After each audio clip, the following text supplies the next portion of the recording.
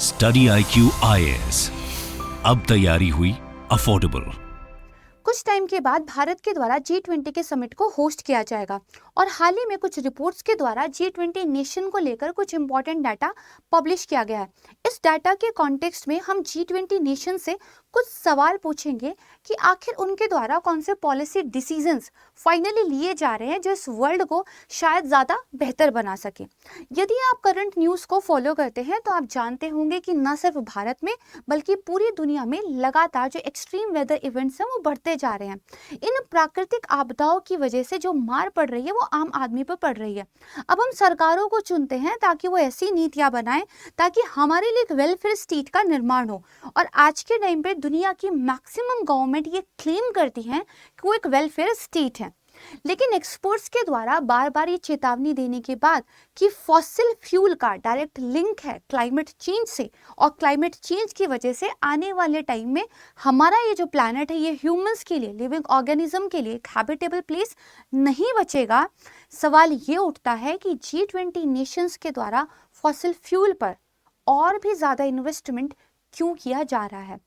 हाल ही में देखिए रिपोर्ट जो आई है उनका कहना यह है कि G20 नेशंस के द्वारा 2022 में न सिर्फ फॉसिल फ्यूल प्रोजेक्ट्स पर ज़्यादा इन्वेस्टमेंट किया गया है बल्कि सब्सिडी भी ज़्यादा दी गई है। मैं 3 डाटा आपके सामने कोट करती हूँ।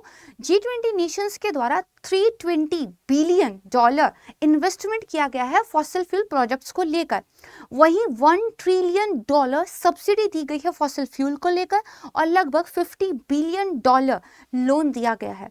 अब देखिए देख लेते हैं कि आखिर वर्ल्ड के अंदर कार्बन डाइऑक्साइड के एमिशन की क्या हालत है और उसमें G20 का कंट्रीब्यूशन कितना है, तब कुछ सवाल करेंगे। तो अगर आप देखोगे 750 से लेकर अगर हम बेसिकली 2021 तक का डाटा देखें तो कार्बन डाइऑक्साइड के एमिशन में आपको एक सिग्निफिकेंट जो है बेसिकली एक इंक्रीमेंट दिखाई देगा। इसको कम करने के लिए जो एक सॉल्यूशन हमारे पास है वो है क्लीन एनर्जी की तरफ ट्रांजिशन। क्लीन एनर्जी के ट्रांजिशन का मतलब है ज़्यादा इन्वेस्टमेंट वहाँ होना चाहिए जहाँ से हमें इलेक्ट्रिसिटी, हमारी एनर्जी क्लीन सोर्सेज से मिलती है। यानी कि अगर आप नए प्लांट्स बना रहे हैं, नए प्रोजेक्ट्स बना रहे हैं, यदि आप गवर्नमेंट की तरफ से सब्सिडी दे रहे हैं तो उन ग्रीन एनर्जी सोर्सेज की तरफ होना चाहिए, ना कि फॉसिल फ्यूल की तरफ। अब देखिए G20 की अगर बात करें तो जो पावर सेक्टर का एमिशन है वर्ल्ड में उसमें से 80% एमिशन के लिए G20 नेशन जिम्मेदार है, और इन्हीं को लेकर देखिए रिपोर्ट आई है कि 2022 में फॉसिल फ्यूल को लेकर जो उनका बेसिकली इन्वेस्टमेंट है वो सिग्निफिकेंटली बढ़ा है। इस पूरे मुद्दे पर काफ़ी डिटेल में एनालिसिस करेंगे, आपको काफ़ी चीज़ें जानने के लिए मिलेगी। आप साथ में ये भी जानोगे कि भारत किस तरीके से ना सिर्फ इस बार G20 को होस्ट कर रहा है बल्कि हम इस क्लाइमेट चेंज वाले पैराडॉक्स में भी एक लीडर के रूप, एक एग्जाम्पल के रूप में इस दुनिया के सामने खड़े हुए हैं। उसके लिए मैं आपको पहले बता दूं कि यदि आप P2I बैच को ज्वाइन करना चाहते हैं तो 11 सितंबर से हमारी क्लासेस स्टार्ट हो रही है। मॉर्निंग बैच है, सुबह 8 बजे आपकी क्लासेस होंगी। इस बैच में एडमिशन लेने के लिए आप यूज़ कीजिएगा फैकल्टी कोड प्राची लाइव, आपको मैक्सिमम डिस्काउंट यहाँ पर मिल जाएगा। बैच के बारे में आप कुछ भी जानना चाहते हैं मुझे मेरे Telegram channel UPSC with Prachi पर पिंग कर सकते हैं। आइए आगे बढ़ते हैं। तो सबसे पहले तो ये देखिए कि यदि हम बात करें कि अभी हमने देखा एक शार्पली जो है इंक्रीज हमें कार्बन डाइऑक्साइड के एमिशन में देखने को मिला है। 2021 में किस G20 कंट्री की तरफ से कितना एमिशन हुआ था ये हमें ये चार्ट बताएगा, जिसमें सबसे ज्यादा है चीन, देन है United State of America, India, Russia, Japan, Germany, South Korea, Indonesia and then इसके बाद सोल। अब यहाँ पे भी आपको 2 चीजें देखने को मिलेंगी। बहुत सारे इंटरनेशनल ऑर्गेनाइजेशन भारत और चीन को टारगेट करते हैं ये कहते हुए कि आप जो है सबसे ज्यादा ग्रीन हाउस गैस को लेकर बेसिकली एमिट आज के टाइम पे कर रहे हैं। अब यहाँ पे भी इंडिया और चीन की तरफ से क्या एक लॉजिक निकल के आता है वो भी समझेंगे, और ये भी देखेंगे कि डेवलप्ड नेशन किस तरीके से डाटा को अपने पक्ष में मोड़ने की कोशिश करते हैं। पहले रिपोर्ट्स की बात करते हैं। तो देखिए हाल ही में एम्बर जो कि एक थिंक टैंक है, रिन्यूएबल पावर्स को लेकर काम करता है, इनकी तरफ से एक रिसर्च पब्लिश हुआ है जिसमें ये बताया गया है 2015 से लेकर 2022 के बीच में जो बेसिकली पर कैपिटा कोल एमिशन है वो G20 नेशन में 9% से इंक्रीमेंट हुआ है। यानी कि आपकी जनता जितनी भी है G20 नेशन में हर एक आदमी की वजह से जो कोल का एमिशन है वो पर कैपिटा 9% से इंक्रीज हुआ है। दूसरी रिपोर्ट जारी की गई इंटरनेशनल मॉनेटरी फंड के द्वारा, उन्होंने ये कहा है कि fossil fuel subsidies all over the world की मैं बात कर रही हूँ वो 7 ट्रिलियन पहुंच गई थी 2022 में। इसके अलावा एक और स्टडी सामने आई है international institute for sustainable development IIST के द्वारा। उनका कहना यह है कि फॉसिल फ्यूल इंडस्ट्री को 2022 में G20 नेशन की तरफ से $1.4 ट्रिलियन की सब्सिडी दी गई है। वाई सवाल उठता है कि आखिर ऐसा क्यों किया गया है। देखिए, इसका एक सवाल छुपा है रशिया यूक्रेन वॉर के अंदर। जब रशिया ने यूक्रेन पर बेसिकली ये एक वॉर को स्टार्ट किया था, तो एनर्जी सिक्योरिटी का एक आप कह सकते हैं फियर वो यूरोपियन कंट्रीज में देखा गया था। पूरे वर्ल्ड में इस टाइम पर जो एनर्जी के प्राइस थे उनमें एक इंस्टेबिलिटी देखी गई थी, और क्योंकि आपको अपनी जनता को ना सिर्फ एनर्जी एक्सेस देना है बल्कि वो अफोर्डेबल भी देना है, इसलिए सभी गवर्नमेंट्स के द्वारा जो फॉसिल फ्यूल एनर्जी थी उस पर सब्सिडी को बढ़ा दिया गया। जैसे सबसे ज़्यादा सब्सिडी चीन की तरफ से दी गई, इसके बाद United State of America, Russia, European union और इंडिया की तरफ से भी ह्यूज अमाउंट जो है फॉसिल फ्यूल सब्सिडी पर दिया गया है। और ये डेटा भी दिखाता है जितनी भी सब्सिडी सरकारों की तरफ से दी जा रही है उसमें से आप देखेंगे 2022 में सबसे ज़्यादा सब्सिडी कंज्यूमर्स के लिए दी गई है। यानी कि इंटरनेशनली आपकी एनर्जी के प्राइस काफ़ी ज़्यादा हाई हैं, लेकिन हमें अपने लोगों को एक कीमत पर ही एनर्जी सोर्सेस अवेलेबल कराने हैं। तो सरकार क्या कर रही है, अपने बजट से पैसा निकाल कर जो है सब्सिडी के रूप में दे रही है। अब देखिए, G20 कंट्रीज के अंदर 20 के 20 कंट्रीज का एमिशन सिग्निफिकेंटली बढ़ा हो ऐसी भी बात नहीं है। अगर हम बात करें तो 12 कंट्रीज जिसमें ब्रिटेन, जर्मनी और यूनाइटेड स्टेट है, उन्होंने सिग्निफिकेंटली अपना जो बेसिकली पर कैपिटा एमिशन है उसको कम किया है। बट अगर अदर कंट्रीज की बात करें, फॉर एग्जांपल चीन और इंडिया, तो हमारे यहाँ जो एमिशन है वो बेसिकली क्या है, बढ़ता हुआ दिखाई देता है। बड़ा इंटरेस्टिंग से एक एग्जांपल इंडोनेशिया का है। देखिए, इंडोनेशिया को बेसिकली करीब $20 बिलियन जो है वेल्दी नेशंस की तरफ से दिए गए थे ताकि वो कोल को यूज करना कम कर दें। बट इसके बावजूद आप देखेंगे 2015 से लेकर अभी तक उनके यहाँ कोल एमिशन की वजह से जो पॉल्यूशन होता है उसमें 50% से ज़्यादा इंक्रीमेंट देखने को मिला है। अब बात करते हैं भारत और चीन की। दो फैक्ट्स हैं। पहला देखिए, रिपोर्ट ही कह रही है कि इंडिया के अंदर और चीन के अंदर एमिशन बढ़ा है। दूसरा, कुछ इंटरनेशनल ऑर्गेनाइजेशन भारत और चीन पर बार बार ये दबाव डालते हैं कि आप अपने एमिशन को कम कीजिए। लेकिन देखिए, पॉपुलेशन का यहाँ पर एक बहुत बड़ा रोल आ जाता है। यूनाइटेड स्टेट ऑफ अमेरिका की बात कर लीजिए या फिर ऑस्ट्रेलिया की बात कर लीजिए या यूरोपियन कंट्रीज की बात कर लीजिए, उनकी पॉपुलेशन भारत के कंपैरिजन में सिग्निफिकेंटली बहुत कम है। तो अगर हम पर व्यक्ति कितना एनर्जी बेसिकली यूज कर रहा है और उसकी वजह से कितना एमिशन हो रहा है, इस कॉन्टेक्स्ट में देखें तो भारत काफ़ी पीछे है और ये यूरोपियन कंट्रीज काफ़ी ज़्यादा एमिशन में आगे हैं। यानी कि देखिए, आप पूरे टोटल एमिशन को जोड़कर डाटा सामने रखते हो तो भारत का एक बैड पिक्चर निकल कर आता है। लेकिन आप ये भी तो देखिए कि भारत पर जिम्मेदारी है कितने नंबर ऑफ पीपल तक एनर्जी को पहुंचाने की। तो आप पर कैपिटा एनर्जी एमिशन की अगर बात करेंगे तो भारत काफ़ी ठीक है, राइट है। जबकि अगर आप बात करेंगे साउथ कोरिया की या फिर ऑस्ट्रेलिया की तो 2022 में ये सबसे बड़े पॉल्यूटर्स में से एक थे। अब ये वाला जो आपका मैप है ये पर कैपिटा एनर्जी एमिशन की बात करता है। आप देखेंगे यूनाइटेड स्टेट ऑफ अमेरिका सबसे डार्क कलर है, यानी कि यहाँ के लोग पर व्यक्ति सबसे ज़्यादा एमिशन के लिए रिस्पॉन्सिबल है। देन यहाँ पे आप कनाडा का डाटा देख सकते हैं, इसके अलावा यहाँ आप ऑस्ट्रेलिया का डाटा देख सकते हैं। जबकि आप इंडिया का कलर देखिए, this is a very light colour. तो आप जितना डार्क की तरफ जाएंगे पर कैपिटा एमिशन उतना ज़्यादा है, जितना आप लाइट की तरफ आएंगे उतना ज़्यादा ये कम है। तो यहाँ पे इंडिया के लिए एक विन विन सिचुएशन है, राइट है। इसके अलावा देखिए, एक दूसरा सवाल ये खड़ा होता है, इंडस्ट्रियल रिवॉल्यूशन के टाइम पे आपने जम के जो है इन फॉसिल फ्यूल सोर्सेस का फ़ायदा उठाया और आप लोग जो है डेवलप्ड कंट्रीज कहलाते हैं। हम लोगों को पहले तो जो उपनिवेशवाद था उससे एक संग्राम करना पड़ा, अब जाके हम अपनी कंट्री के अंदर एक डेवलपमेंट के रास्ते पर चले हैं जिसके लिए एनर्जी नेसेसिटी है, ये कोई ऑप्शन नहीं है। तो या तो आप हमें अगर कहते हैं कि हमें अपना एमिशन कम करना है तो क्लीन एनर्जी ट्रांजिशन के लिए टेक्नोलॉजी और फाइनेंस दोनों दीजिए, या फिर आप ज़्यादा रिस्पॉन्सिबिलिटी लीजिए because you have the money, right. लेकिन यहाँ पर अगर आप देखोगे तो जो इंटरनेशनल पब्लिक फाइनेंस था फॉसिल फ्यूल के लिए, ठीक है, और क्लीन एनर्जी के लिए, उसका कुछ ट्रेंड देखते हैं। 2015 एक इम्पॉर्टेंट टाइम था जब बेसिकली पेरिस एग्रीमेंट में हमने स्वीकारा कि हमें जो अपनी पृथ्वी का टेम्परेचर है वो लिमिट करना होगा, यानी कि ग्लोबल वार्मिंग के लिए हमने प्लेज ली थी। और इस टाइम पर आप देखोगे तो ग्रीन एनर्जी के लिए बेसिकली जो इन्वेस्टमेंट था, जो पब्लिक फाइनेंस दिया जा रहा था वो काफ़ी था। लेकिन अगर आप 2021 और 22 का डाटा देखोगे, अगेन ये सिग्निफिकेंटली कम हुआ है, यानी कि फाइनेंस ही नहीं है, टेक्नोलॉजी ट्रांसफर ही नहीं है, तो आप उम्मीद ही नहीं कर सकते लीस्ट डेवलप्ड कंट्रीज से या डेवलपिंग कंट्रीज से कि वो अपने यहाँ अचानक से क्लीन एनर्जी ट्रांजिशन जो है कर लेंगे। अब देखिए, एक दूसरे को ब्लेम करने से तो कुछ नहीं होगा। At the end of the day इस अर्थ को जीने के लायक रखना है, हम लोगों को जीवन देने के लिए इस अर्थ की स्थिति रहे, ये तो करना होगा। क्योंकि G20 के लिए जो भारत ने भी अपने टैगलाइन दिया है वो वन नेशन वन फैमिली दिया है, राइट है। तो इसका सीधा सीधा आंसर है कि हमें अपनी एनर्जी ज़रूरतों के लिए जो ग्रीन सोर्सेज है, विंड पावर है, सोलर पावर है, राइट, इनकी तरफ मूव ऑन करना होगा। लेकिन अभी भी जो बड़े बड़े कंट्रीज हैं उनका सिग्निफिकेंट पोर्शन किस तरह के एनर्जी सोर्सेज से आ रहा है ये देख लेते हैं।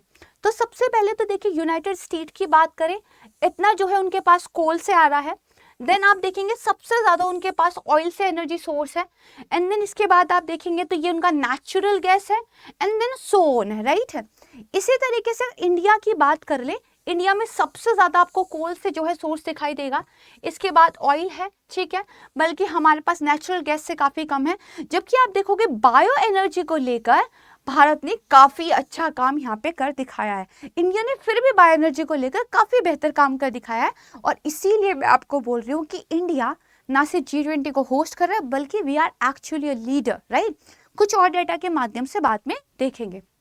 अब यहाँ पे देखिए, दरअसल बात करें तो बहुत सारे जो G20 कंट्रीज हैं जो बेसिकली अभी भी कोल बेस्ड पावर पर निर्भर करते हैं, उनके पास कोल को डाउन करने के लिए जो कॉम्प्रिहेंसिव पॉलिसीज होने चाहिए थे वो है नहीं, राइट है। अब आप देखोगे रिपोर्ट ये कहती है कि जो भी आपके कोल फायर्ड जो है बेसिकली प्लांट्स हैं, राइट है, उसमें मैक्सिमम में जो है कार्बन कैप्चर टेक्नोलॉजी का यूज नहीं हो रहा है, ठीक है, क्योंकि अगेन आपको पैसा चाहिए, आपको टेक्नोलॉजी चाहिए। लेकिन रिपोर्ट कहती है ऐसे जो कोल फायर्ड पावर प्लांट्स हैं जिसमें कार्बन कैप्चर टेक्नोलॉजी का यूज नहीं हो रहा है, उनमें हमें 70 to 90% का एक डिक्लाइन लाना पड़ेगा आने वाले 8 सालों में। कौन कह रहा है ऐसा? International panel on the climate change ऐसा कह रहा है।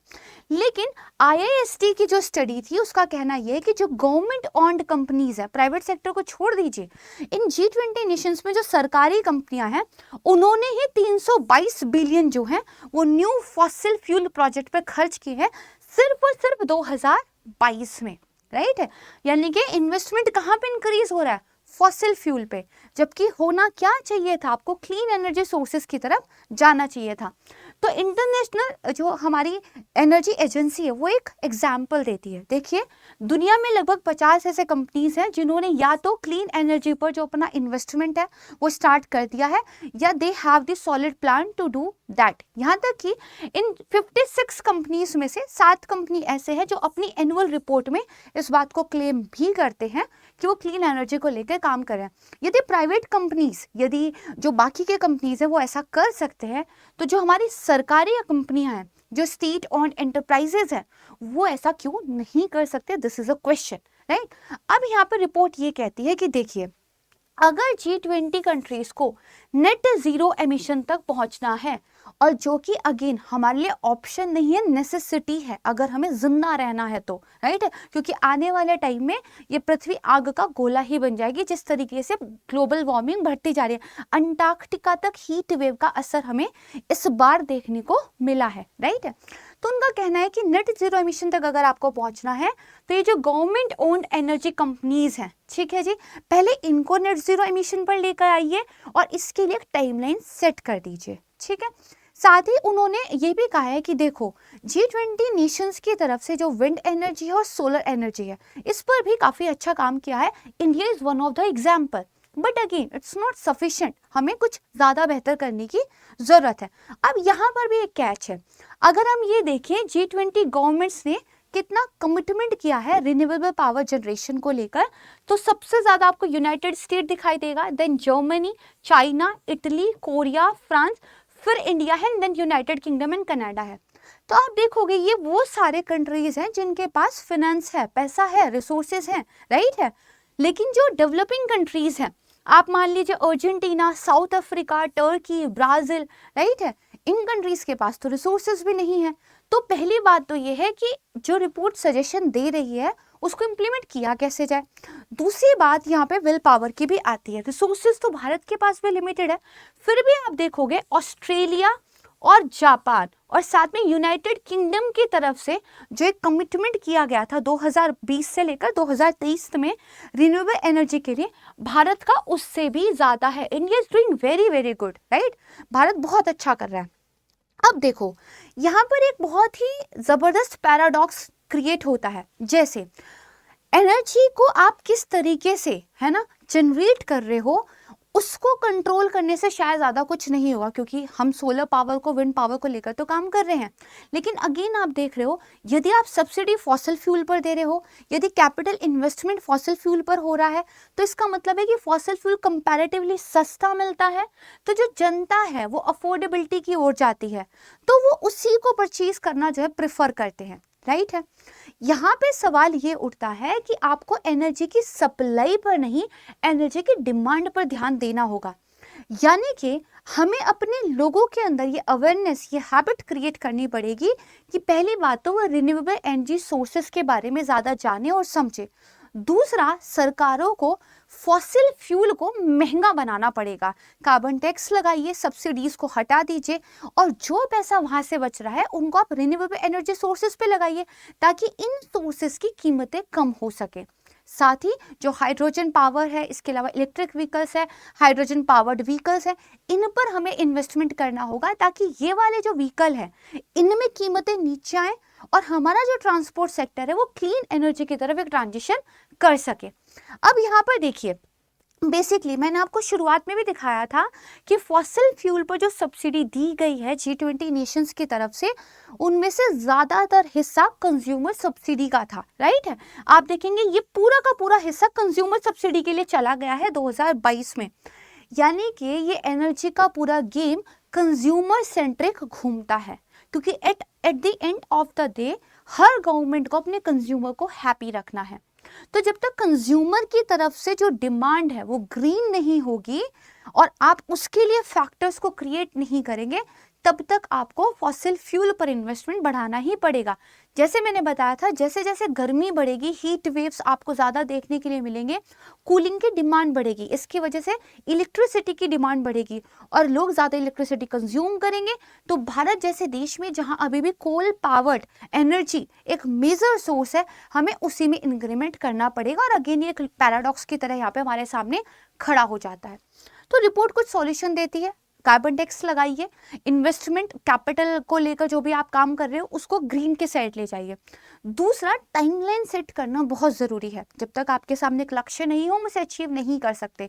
तो 2016 में जो G7 कंट्रीज थे, उन्होंने एक टारगेट अपने लिए सेट किया था कि हम 2025 तक इन सब्सिडीज को एंड करेंगे। उन्होंने प्लेज ली थी, ठीक है, ये डेवलप्ड नेशन के लिए प्लेज ठीक था, डेवलपिंग नेशन इसको प्रैक्टिकली नहीं अचीव कर सकते हैं। तो हमें अपने according as a G20 group एक प्लेज लेने की जरूरत है कि हम इन सब्सिडीज को कब खत्म करने वाले हैं। जैसे यूनाइटेड नेशन के जो सस्टेनेबल डेवलपमेंट गोल्स है ना, तो उसमें 2030 तक जो है बेसिकली हम ये टारगेट्स रखे हैं। तो कंट्रीज भी इन सब्सिडीज को लेकर रिफॉर्म रखने का जो टारगेट है वो 2030 तक रख सकते हैं। अब बात करते हैं भारत क्या कर रहा है। तो मैंने आपको अभी बताया, लिमिटेड रिसोर्सेज होने के बावजूद भारत काफ़ी अच्छा परफॉर्म कर रहा है, हमने काफ़ी अच्छा कमिटमेंट जो है किया हुआ है। अब यहाँ पर देखिए, अगेन सेम रिपोर्ट जो तब से सभी को क्रिटिसाइज कर रही थी, उन्होंने इंडिया के बारे में क्या कहा है। IIST रिपोर्ट का कहना है कि इंडिया ने फॉसिल फ्यूल को लेकर जो फंडिंग थी 2014 से 22 के रूप में 76% कम कर दी है। 76% फंडिंग हमने फॉसिल फ्यूल पर कम की है और बेसिकली हमने सब्सटेंशियली इंक्रीज किया है अपना सपोर्ट क्लीन एनर्जी के लिए। तो India is one of the example जिसको ना सिर्फ डेवलपिंग नेशंस बल्कि अब तो डेवलप्ड नेशंस भी फॉलो कर सकते हैं एंड इट्स अ नेसेसिटी, जैसा कि मैंने आपको पहले भी बताया। आई होप कि आपको ये वीडियो पसंद आया होगा। जब भी ऐसे बड़े समिट आते हैं तो सवाल पूछना बनता है क्योंकि उनकी जवाबदेही होती है हमें जवाब देने की। तो आई होप G20 जो नेशन बेसिकली सभी गवर्नमेंट्स हैं ये कुछ ऐसा एक फैसला लेकर आएंगे जो हम सबके लिए एक्चुअली में एक वेलफेयर स्टेट का ऑब्जेक्टिव अचीव करने वाला होगा। Thank you so much everyone. Please इस वीडियो को ज़्यादा से ज़्यादा लाइक कीजिएगा, ज़्यादा से ज़्यादा फैलाइएगा क्योंकि इस तरह की चीज़ों का आम जनता तक पहुँचना बहुत ज़रूरी होता है। इस PDF को यदि आप डाउनलोड करना चाहते हैं तो UPSC with Prachi Telegram channel पर आप मुझे ज्वाइन कर सकते हैं। हमारे कोर्स में एडमिशन लेने के लिए भी आप मुझे UPSC with Prachi Telegram channel पर पिंग कर सकते हैं। Thank you so much everyone, अपना ध्यान रखिएगा, जल्द मिलेंगे। जय हिंद। स्टडी IQ IAS, अब तैयारी हुई अफोर्डेबल।